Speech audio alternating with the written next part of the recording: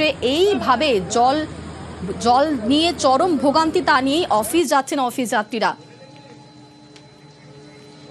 এই মুহূর্তে আমাদের সঙ্গে রয়েছেন নেটওয়ার্ক 18 এডিটর ইস্ট বিশ্ব মজুমদার।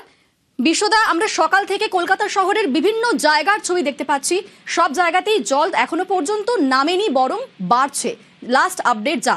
তো শেষ পর্যন্ত এই জল স্বাভাবিক একদমই দেখো যেটা আমি শুনেছি যে ক্লাউড বাস্ট হয়েছে কলকাতা শহরের উপরে, এবং কয়েক ঘন্টায় এমন বৃষ্টি হয়েছে যে বৃষ্টি শহরকে পুরো ভাসিয়ে নিয়ে গেছে। মোটামুটি কলকাতা এবং শহরতলি জলের তলায়। প্রশাসন চেষ্টা করছে, পাম্প লাগানো হয়েছে, কিন্তু তা সত্ত্বেও জল নামবার কারণ একটা বড় রয়েছে, এই মুহূর্তে হাই টাইড রয়েছে। আমি পেয়ে গেছি আমাদের রাজ্যের মুখ্যমন্ত্রী মাননীয় মমতা বন্দ্যোপাধ্যায়কে। মমতাদি, কলকাতা শহরের অবস্থা খুবই খারাপ, নিশ্চয়ই জানবেন বা মনিটর করছেন, কি বার্তা দেবেন আপনি?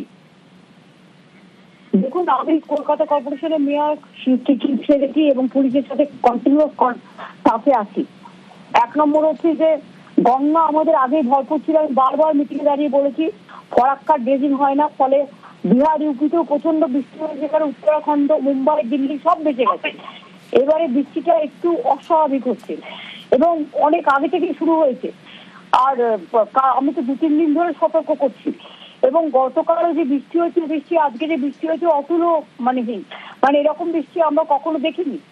ফলে পুরো কলকাতা শহরের প্যান্ডেল গুলো আমার সবচেয়ে খারাপ লাগছে, প্যান্ডেলের জন্য এবং যে মানুষগুলো ক্রাউড বাসে মারা গেছেন তাদের জন্য, তাদের পরিবারগুলোর জন্য। আমি একটা বলেছি যেটা গভর্নমেন্টকে, যে ইমিডিয়েট স্কুল ছুটি আজ থেকে পড়বে, স্কুলে বাচ্চাদের এখন আসতে হবে না, স্কুল কলেজে আজ থেকে ছুটি দিয়ে দেবে, এবং আশা করি এডুকেশন মিনিস্টার আমার কথা শুনতে পাচ্ছেন এবং দিয়ে দেবেন, সেটা আমি বলেছি। আর 2 হচ্ছে অফিস যাত্রীদের চিন্তা করার কোনো কারণ নেই, আজকে দরকার হলে অফিসে আসতে হবে না। আজকে কালকে যদি আপনারা দেখেন কালকে জল না কমছে, তাহলে আজ কালকের দিন আপনাদের ছুটিটা কাউন্ট করা হবে না। আপনারা নিশ্চিন্তে থাকুন, কারণ সিএসসি আমি দেখছি কলকাতায় বারবার করে ওদের বলি যে ওয়্যার গুলো ঠিক করতে। আমি জানি না, ইলেকট্রিকিউশনে আমি শুনছি 7-8 জন মারা গেছে, আমাদের সঠিক ফিগারটা আসবে। এবং আমার খুব খারাপ লাগছে এই পরিবারগুলোকে সিএসসিকেও সাহায্য করতে হবে, তাদের একটা করে চাকরি দিতে হবে, আমি পরিষ্কার বলে দিচ্ছি। এবং আমিও গভর্নমেন্টের পক্ষ থেকে পুজোর সময় আমারও যা করার আমাদের পশ্চিমবঙ্গ সরকারের পক্ষ থেকে আমরাও করব, কিন্তু একটা মানুষ মারা গেলে তো আর বিকল্প হয় না। আমি নিজে খুব, আমার বাড়ির সামনে তো জল, আমাদেরও অনেক বাড়ির জল ঢুকে গেছে, পুরো সবাই সব মানুষই সাফার করছে। আমার সবচেয়ে কষ্ট হচ্ছে পুজো প্যান্ডেল গুলোর জন্য। একদমই দিদি, সিএসসির প্রচুর জায়গায় খোলা তার রয়েছে এবং পুজোর মরশুমে খোলা তারের জন্য দেখার দায়িত্ব নয়, সিএসসির দেখার দায়িত্ব নয় যে আমি এখানে বিজনেস করব, এটা তো পশ্চিমবঙ্গ সরকার চালায় না, এখানকার বিদ্যুৎ সাপ্লাই করে সিএসসি। সুতরাং এখানে বিদ্যুৎ সাপ্লাই পুজোর সময় দেখা উচিত না, সবসময় দেখা উচিত। তো এরা, তাদের তো দেখা উচিত যে যাতে মানুষ বিপদে না পড়ে এবং যাতে মানুষের কোনো কষ্ট না হয়। সিএসসির এই দায়িত্ব কে নেবে? তাদেরই নিতে হবে। ইমিডিয়েট তারা ইমার্জেন্সি লোক ফিল্ডে নামিয়ে কাজ করুক। তারা তো এখান থেকে সব শিফট করে নিয়ে এখানে বিজনেস করবে, আর সমস্ত শিফট করে নিয়ে রাজস্থানে এসে চলে যাচ্ছে, মডার্নাইজ করছে ওখানে, আর এখানে একবার মডার্নাইজ করছে না। আমি বলতে মুখ ব্যথা হয়ে গেছে। একদমই ঠিকই বলেছেন, মানে খোলা তারের জন্যই এখনো পর্যন্ত যখন 7 জন মারা গেছে, আরো কত। আপনি কি মানুষজনকে আজকে ঘরে থাকার পরামর্শ দেবেন? কারণ আজকে কলকাতা শহরের যে রাস্তার অবস্থা, কোথায় খোলা তার রয়েছে, কোথায় জল দরকার নেই।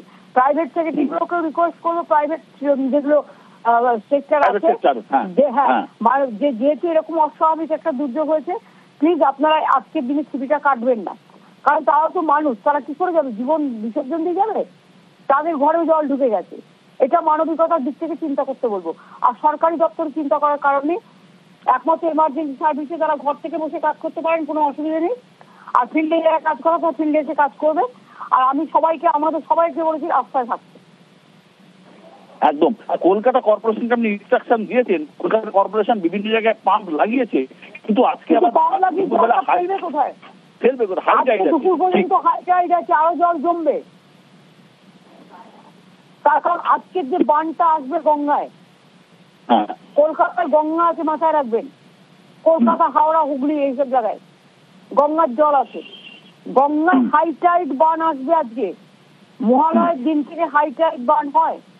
এবং আজকে লাস্ট বানটা আসবে হাই টাইড বানটা, তারপরে আস্তে আস্তে লো হবে। বহু জায়গায় তথ্য পাওয়া পুরোপুরি যাচ্ছে না, জানা যাচ্ছে যে জেলাতে অতটা বৃষ্টি হয়নি, কিন্তু কলকাতা শহরের ওপরে এই মেঘটা প্রায় কলকাতা শহর এবং কলকাতা সন্নিহিত অঞ্চলকেই প্রায় ভাসিয়ে দিয়ে চলে গেছে। জেলায় অতটা বৃষ্টি কিন্তু মানে এই কালকের দিনে হয়নি। কালকে হয়নি, আজকে হতে পারে, যাতে না হয় সেই জন্য তো এখন থেকে সতর্ক ব্যবস্থা নিতে হবে, সতর্কতা। ঠিক ঠিক ঠিক। আর জলটা পাম্প করে বের করবে, পাম্প করে বের করে কোথায় পাঠাবে? পাঠালে তো আমরা গঙ্গায় পাঠাই, আমরা পুকুর পাঠাই, কিন্তু সেখানে পাঠানোর জায়গাটাই বন্ধ, এত জল হয়ে গেছে। ডিআরইউপি জলে ভর্তি হয়ে গেছে আগে থেকে। পঞ্চায়েত মাইটন।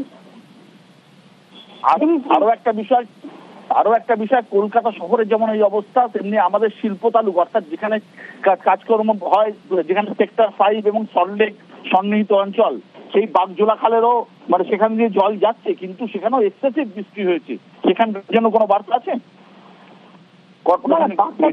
আলাদা আলাদা কিছু হয় না, বার্তা যা হয় সবার জন্য একই হয়। প্রাইভেট সেক্টর তো আমরা কন্ট্রোল করি না, কিন্তু প্রাইভেট সেক্টরকে একটি মানবিকতার কারণে একটা প্রাকৃতিক দুর্যোগ হলে কি করবে, এটা ছেলেমেয়েদের মুখের দিকে তাকিয়ে, কর্মচারীদের মুখের দিকে তাকিয়ে, অফিসারদের মুখের দিকে তাকিয়ে, সরকার তাদের যারা মানে ওয়ার্কার আছে বা অফিসার আছে বা ইঞ্জিনিয়ার আছে বা যাই হোক, যে পোস্টে কাজ করুক না কেন, কাজ তো সবারই বড় কাজ। সুতরাং তাদের দিকটা যদি কনসিডার করে আজকের দিনটা ভালো হয়।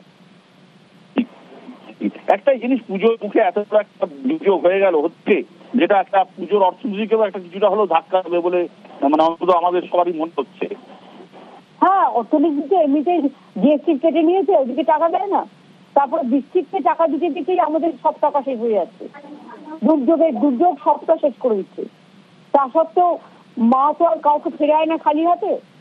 কাজে পুজো প্যান্ডেল গুলোকে একটু কষ্ট হবে, কিন্তু আজকের দিনটা ওয়েট করতে হবে, আজকালকের দিনটা হাতে টাইম আছে।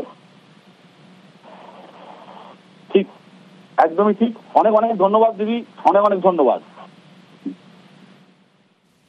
বিশ্বদা, আপনাকে অনেক ধন্যবাদ। আমরা অবশ্যই সেই খবরের দিকে নজর রাখছি প্রত্যেক মুহূর্তে।